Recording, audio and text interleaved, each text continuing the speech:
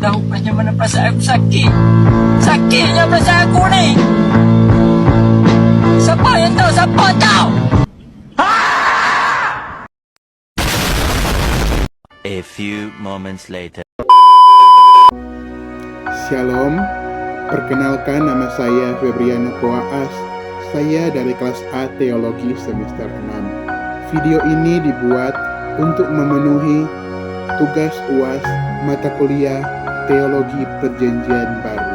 Dan pada saat ini saya akan memaparkan hasil materi saya dengan judul Teologi Perjanjian Baru dan Isu Kontemporer.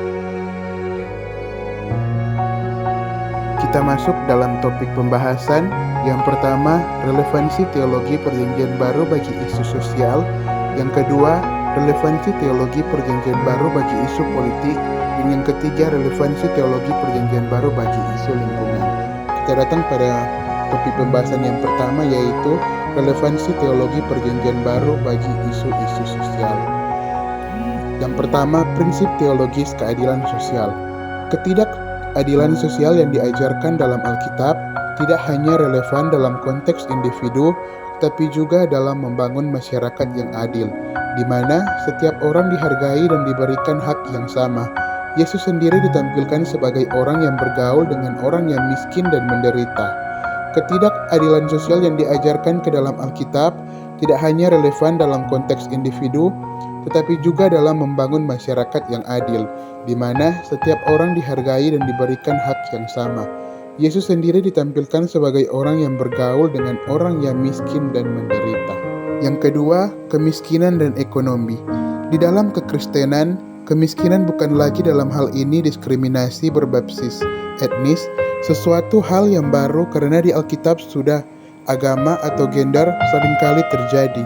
Terdapat beberapa situasi dan kondisi baik secara eksplisit maupun implisit.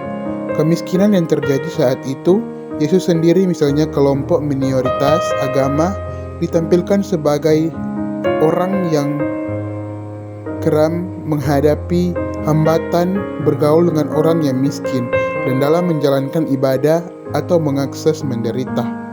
Yesus Kristus melalui misi dan hak dasar diskriminasi berbasis dalam Lukas 4 ayat 18-19 dan pengajarannya etnis, agama atau gender baik secara seperti perumpamaan orang Samaria yang baik eksplisit maupun implisit menjadi isu-isu hati yang terdapat dalam Lukas 10 ayat 25-37.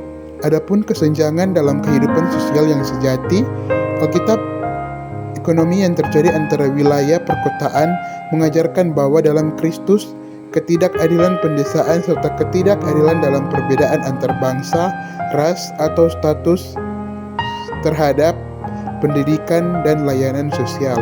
Semua umat manusia setara di kesehatan menjadi tantangan berdasarkan dalam hadapan Allah. Dalam Galatia 3 ayat 28, penerapan sosial, Alkitab memberikan gambaran yang jelas mengenai pentingnya memperhatikan orang miskin dan mereka yang tertindas. Kita masuk dalam pembahasan yang kedua, yaitu relevansi teologi perjanjian baru bagi isu politik. Yang pertama, korupsi dan penyalahgunaan kekuasaan. Praktek korupsi bahkan membawa manusia pada kasus penjualan, penghinaan, dan berujung pada tindak pembunuhan.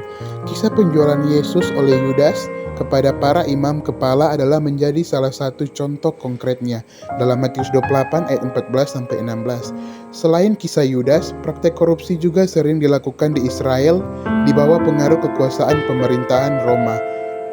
Hal itu dapat ditemukan dalam kisah hidup Sakeus pemungut cukai dalam Lukas 19 ayat 1-10.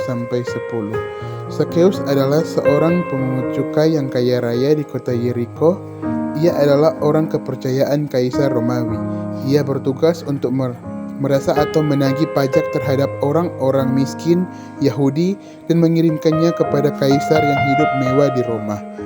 Dan yang kedua, Yesus dan relasi agama dan negara.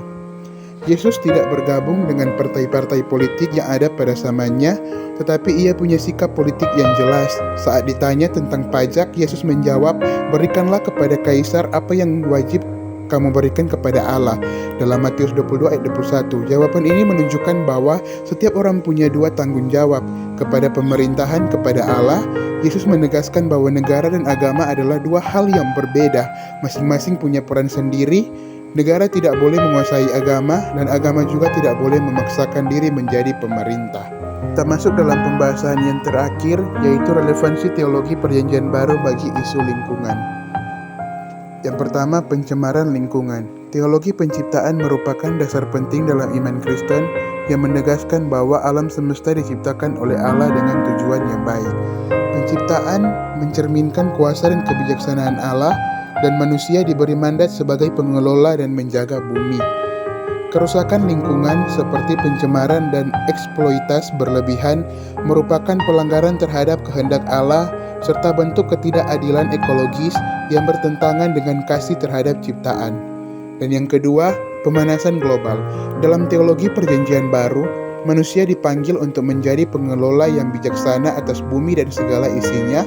Ajaran ini menggarisbawahi pentingnya menjaga keseimbangan ekosistem dan melindungi lingkungan dari eksploitasi yang merusak.